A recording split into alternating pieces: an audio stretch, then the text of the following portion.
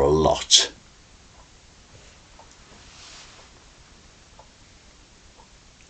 Opening his car door, Alan had continued muttering as he did so. Since he had driven to his destination, the boss had wanted his Christian name, prize payment for his last job, insisting that it had to be this way for now. The numbers account was being monitored. So he had given his first name, Irwin. The cheque had been written out by a smirking fat man who had sat behind a cluttered desk. The boss had extended his right arm, a brown envelope in his hand.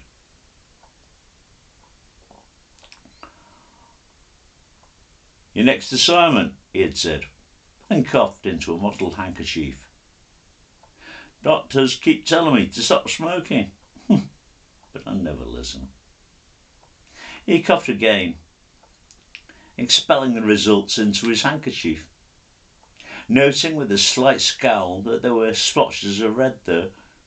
"You better be going," he had snapped, and brought the handkerchief back to his mouth before another coughing fit had begun. Alan had taken the folder with a determined look on his face. "Same rate?" he had asked. Between coughs, the fat man had nodded, and Alan had left, closing the door to the small office with a distinct thud. As he had made his way to his car, he had begun to mutter about the indignity of admitting what his full name was, recalling the sweating of fat man's smirk. Alan had worn a large dark coat over his safari camouflage gear, although it was still quite warm for this time of evening, but it kept him disguised from the public. The drive had not been a long one before he turned a quick left and the underground garage where he would park his car. Alan made his way to the lift, ensuring his holdall felt comfortable on his right shoulder. He smiled to himself, noting that there was no one else in the lift. Perfect. Perfect, he mused, pressing the button for the top, holding his finger in place.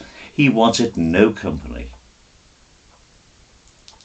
As the lift neared the top, Alan calmed his breathing prior to opening the doors. Then, placing the holdall down, Alan opened it and donned his balaclava and shades so that his face would not show. Then he began to walk up the short stairwell to the roof. He opened the door at the top, outward onto a scarlet sky and another warm evening. Alan knelt and set the overall down to remove his kilt. The balaclava, shades and camo gear would hide him from anyone looking upward, or from any of the taller buildings surrounding this one. And he had to breathe slower. Alan knew that. But the thing about his name had irked him good style. He set his tarp down over the gravel and sat lotus fashion, hands entwined in his lap. The rest could wait. 5 minutes, he mused. I have to calm down. Thus it was. Alan sat for a full 5 minutes, breathing slowly. Finally, he sat upright and stretched, looking at his watch. Still, plenty of time, he mused. Turning, he unpacked the suitcase and laid the tarp down over the gravel and put the pieces out to be assembled. The barrel fit tightly into the stock and he set the scope into place. Finally, he fitted the silencer, which he considered more a sound suppressant, as there was still sound, just not a bang, more a splot.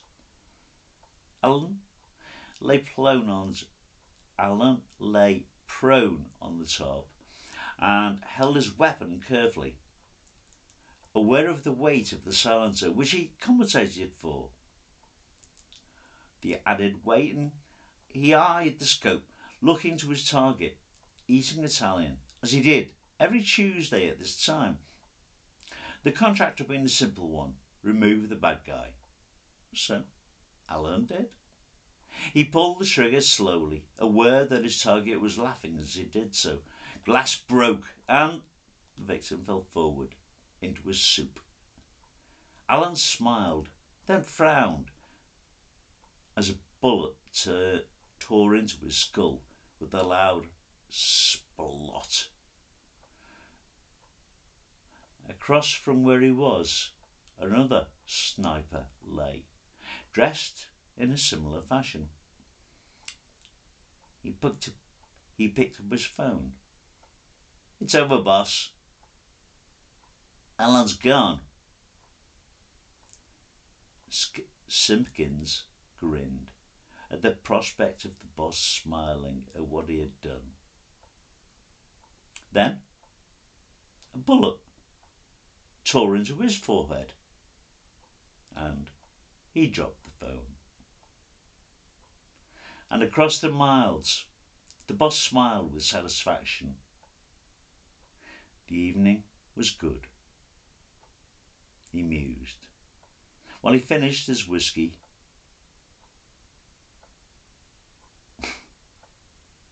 As a bullet shattered his window and tore apart his skull.